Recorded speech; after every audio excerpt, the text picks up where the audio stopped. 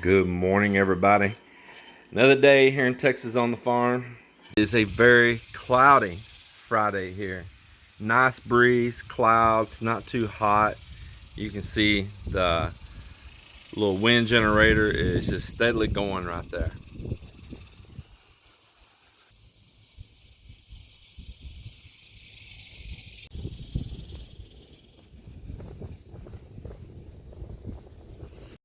I want to share something with you that I just had to happen here this morning. Found out. So I noticed down here on the corner that there was a car just sitting there, and it'd been there for maybe an hour or so. And I said, well, that's odd. I'm gonna go see if they're broke down, because there's no houses, nothing there, just us and my neighbor's entrance to their property. They got a pretty good sized ranch and about 11-acre lake right there. So I go down there and there's nobody there. There's some orange cones down behind the car and all. I kind of ease up around, look at the car. I don't touch nothing, but I can see survey maps and things like that laying there in the car. And I said, okay, this must be some kind of surveyor. Well, there's a closed, not permanently closed, temporary closed back road that goes between me and my neighbor, and we're the only two that own land along it. So to keep problems down in the past, we got with the county and we did a temporary closure because people going down that road dumping trash, dumping old furniture, stolen cars, burning cars. It was a mess. Running cars through our fences, mudding, cows to get out on the road. It was a big mess. So years past, we had both got with the county. We were the only property owners on there, and we got it temporary closed. And everybody's got a key to the gate, and each one has their own lock looped into the other person's lock. So the Dallas water line that crossed through the property, the Encore's big power line back behind me here. Everybody's got a key to get in on that road if they need to. I notice there's a brand new lock in the loops, and I'm like, what? What's this lock? What's this survey guy? What's all this going on? So I call my neighbor over here that has the lake. Oh yeah, we sold off part of our property, including the property that goes down behind my property back here and all. And they're surveying off and all. They're gonna build houses back there. Oh man. So that road won't be a closed road no more. And I'm in a little devastation, I'm gonna tell you folks. I could almost choke up and cry, I tell you. That used to be our property. My ancestors go back on that land, whether they lived on it as crop shares at times, they lived on it owning it at times. My grandparents on both sides of my family, on my mom's and dad's side, both ran cattle on that land. We ran cattle on that land. We farmed it. It goes back as far as you can go back with our family until you jump over to the Indians, the natives here. And this man, he's had all that. And, we tried, that land was lost out of the family at one point in time. And Dad tried to buy it back into the family. And the people that had it promised him they would give us first shot to buy it. And Dad blabbed his mouth too much, and the neighbor went behind us and contacted him and made a huge offer and bought it right out from underneath Dad. I think somewhere along the line, there was hope that we might even be able to get that property from him and put it all back together. But we knew it was futile. We definitely knew it was futile when he contacted us and was trying to buy up our property as well. And we knew all he would do is turn around and flip it and make a profit, and offer us next to nothing back at the time. Dad was wise to him at that point, and that was that. Well, it's all changing around me. Now, you that are familiar with the Dallas-Fort Worth area, I know I got viewers from all over the world. Dallas in the past like 20 years has just blown up in size.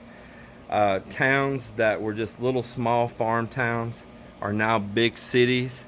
Megatropolis, just nothing but continuous subdivisions and shops and all for miles and miles, linking old farm town to old farm town to old farm town. Continuous, no break, constant housing, highways, development. And it's grown way up north, it's grown out west, it's grown south, and it's growing east. and it's more beautiful east. But us farmers held out longer out here on these lands, and uh, the people are selling off. People are inheriting land, selling it off. The prices are just so high, and the taxes are so high too, that you kind of left with no choice, and that's their plan. And that's exactly how I feel now, left with no choice.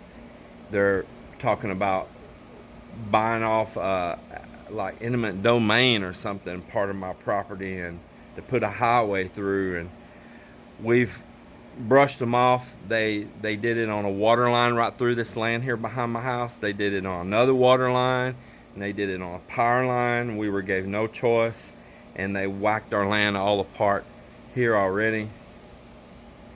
And pretty big size chunk out of my property, and diagonal across through it, which would really messed it up.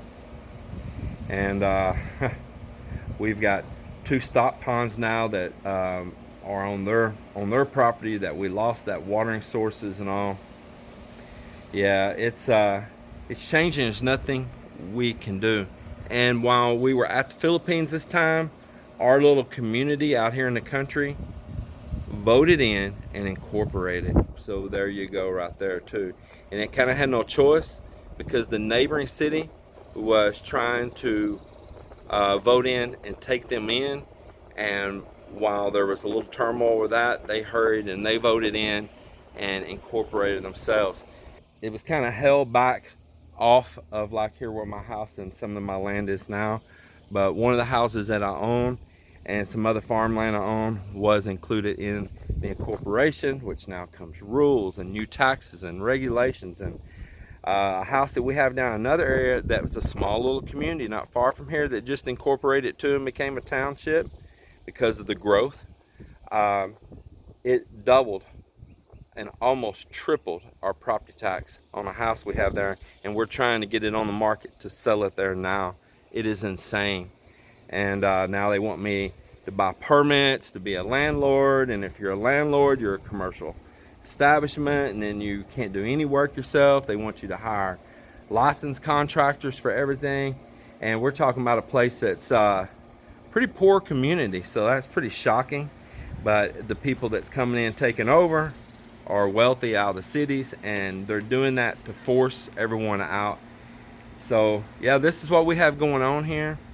And this is why we feel that we have no choice, that we're probably going to end up super downsizing here. I'll never completely sell out, but I think that our days of big dreams and big farm, it's gone. You know, it's gone. All I do is sit here and work myself to death to hold on to it, and then something will happen to me here in a few years, and somebody else is just going to grab it and sell it. Because I'm the last one that had any interest in it, and I have no one else in my family that has any interest in any of this kind of life. Yeah, and it's done for. And so the last times of me here with it, the last Mohican with it, I've got pressure all around me everywhere. I'm the one taking the crap now as the development's pushing out here. Even just here on our road, I cannot believe how many new houses there is. It is unbelievable. Yeah, my dad, he had told me there in the last months that he was around this world, that he actually said, you know, I'm glad he knew he was going, you know, and he said, I'm glad I'm going, because he loved this country just the way it was, so raw. He grew up here when it was super raw, and it was just massive farmlands and crops, and they grew everything from peanuts to sugar cane to cotton to you name it, they grew it. There's wheat crops, there was this and that. I mean, everything was grown. They rotate out different crops different times of year. It had a little bit of everything that was grown around on these lands. And he loved it. He loved to be able to roam the lands, to hunt, everything. And it's just all changed. This is the world. It's just constantly changing. This is a global story that I'm telling. And he said, I'm glad I'm not going to be here to see it happen, and I'm sorry that you're going to be there to see it happen, because he knew that I had a lot of love for this. and now they're taxing me out, they're pressuring me. I'm just constantly getting letters to buy my land and this and that, and complaints and rules, and just raise the tax, raise the tax, raise the tax now, in corporations and all. Yeah, it's I don't want to be here to see it either, just tell you the truth. So Mel and I, we're thinking to get our stuff together, what we're going to keep, and I may just go stay at that big beautiful house on the beach, and where my eyes don't have to have the pain of seeing all this go to shit